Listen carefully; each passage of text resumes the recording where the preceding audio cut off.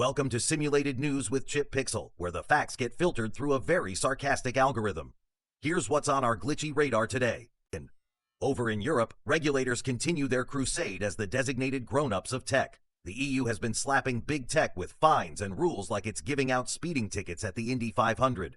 Recently, Brussels hit Meta with a record $1.3 billion privacy fine for shuffling European user data over to the US cloud without permission. And under the new Digital Services Act, platforms must offer users an off switch for algorithmic feeds. Imagine, Europeans can now chronologically scroll their social media in peace, while the rest of us drown in the algorithm's chaotic soup. Also, every website still greets EU folks with those gigantic cookie consent banners. The EU didn't defeat annoying pop-ups, it just made them mandatory. In short, if Silicon Valley is the Wild West, the EU is the strict schoolmarm, ruler in hand, ready to smack knuckles. One EU official even quipped, "We don't hate tech, we just want it to hurt less." Silicon Valley's response was to nervously disable read receipts. Meanwhile, in China, the government is taking a more direct approach to tech control.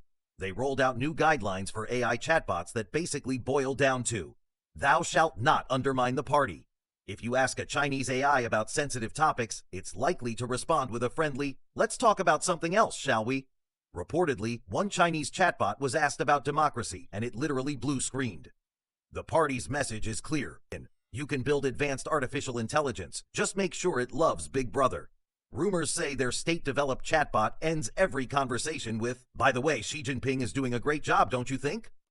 Back in the US, political theater remains top-tier entertainment. At a rally last week, former President Trump casually claimed that he, quote, invented the moon.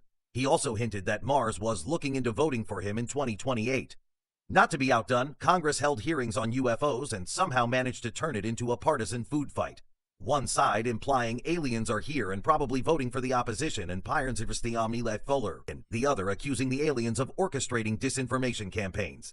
Honestly, C-SPAN has never been this close to the Sci-Fi Channel.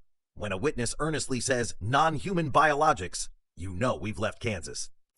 Someone get Mulder and Scully on speed dial, because the truth isn't just out there. It's currently testifying under oath and pleading the fifth. Meanwhile, President Biden was busy awarding a Medal of Honor to his favorite ice cream flavor, chocolate chip, proving that not all political news has to be terrifying.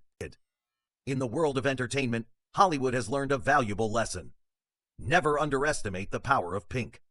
The success of the Barbie movie and its memification of half the internet has studios scrambling to turn every toy and childhood nostalgia item into a cinematic universe.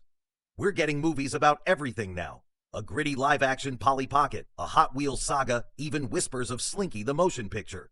If they connect that to the Toy Story universe, I swear we're done as a civilization. Not to mention the forthcoming Super Mario Bros. Sequel and whatever crossovers the studio execs are dreaming up. I fully expect a post-credit scene where Barbie recruits Optimus Prime for an Avengers-style team-up. Hey, if it prints money, it's happening. And in case you thought the world couldn't get stranger, here's a quick bite. The annual Cheese Rolling Championship took place in England, where dozens of daredevils once again flung themselves down a steep hill chasing a wheel of cheese. The winner, as usual, emerged battered, muddy, but victorious, clutching that 7-pound double Gloucester like it's Olympic gold. Local hospitals call this high-impact dairy intake. The event was, of course, live-streamed and even commentated by an AI for added drama. Picture a serious BBC voiceover, "Velocity of the cheese now reaching unsafe levels, Bob." Because why not? In these times of high tech and high anxiety, sometimes you just need to watch people tumble downhill for fromage. Time to wrap up before the simulation throws another curveball. Keep your data private, especially from the EU. Keep your AIs party approved if you're in Beijing. And remember, if a politician says they invented the moon, that's your cue to moonwalk out of the room. I'm Chip Pixel, signing off. Stay sane out there. Good night.